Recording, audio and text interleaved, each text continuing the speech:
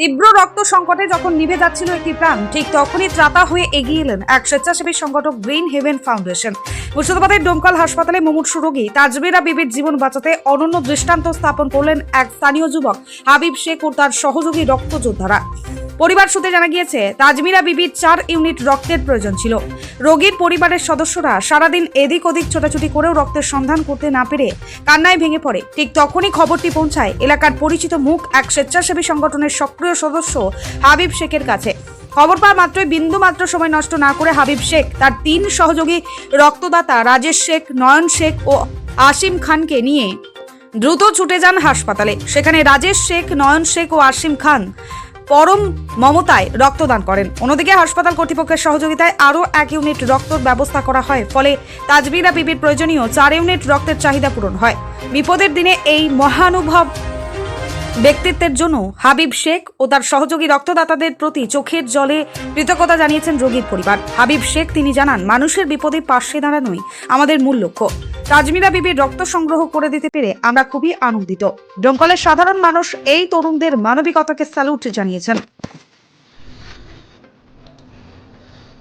দেখতে পাচ্ছেন সেই মানবিক চিত্র, মানবিক মুখগুলো। আমরা তাদের মুখ থেকে আজকে রক্তদানের বিশেষ গুরুত্ব সে সম্পর্কে কিছু জানবো। রক্তদান, মহদান, এই যে রাত্রে আপনারা আসলেন রক্ত দিতে, রক্ত দেওয়ার কেমন মনে হচ্ছে? অনেক ভালো হয়েছে যে রক্তদান করলেন, যে রক্তদানকে আপনার কোনো ভয়টা লাগেনি? না, এটা ভয় ঠিক আছে, ভয়ের কোনো কারণ নাই তো।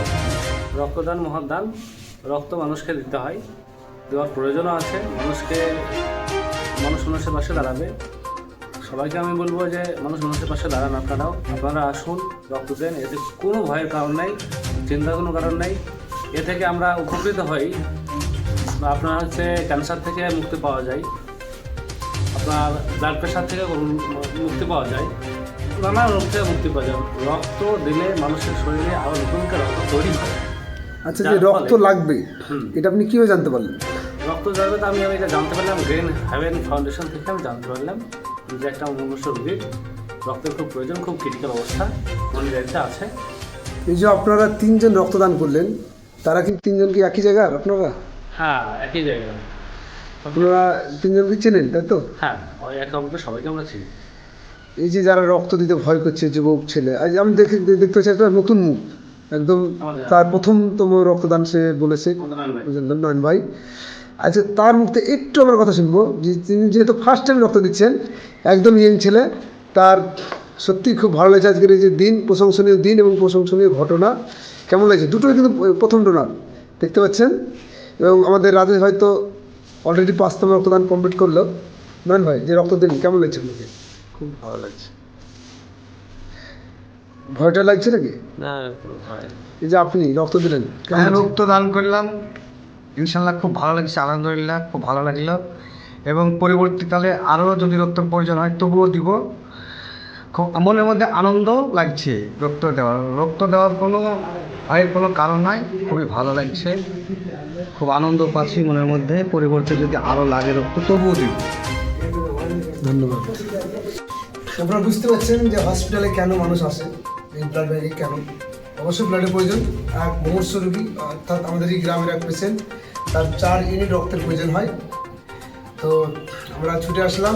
সেই রক্ত যোদ্ধা দিতেছেন 3 জন অলরেডি রক্ত দেওয়া হয়েছে, ব্লাড ব্যাঙ্ক থেকে ব্লাড দেওয়া হয়েছে। 4 ইউনিট ব্লাড চলছে, পেশেন্টের অবস্থা খুবই খারাপ, এখন আপাতত মনিটরে আছে। আজ এই যুবক ভাইরা তার দৃষ্টান্ত, যাকে বলা যায় এক প্রশংসনীয় ঘটনা।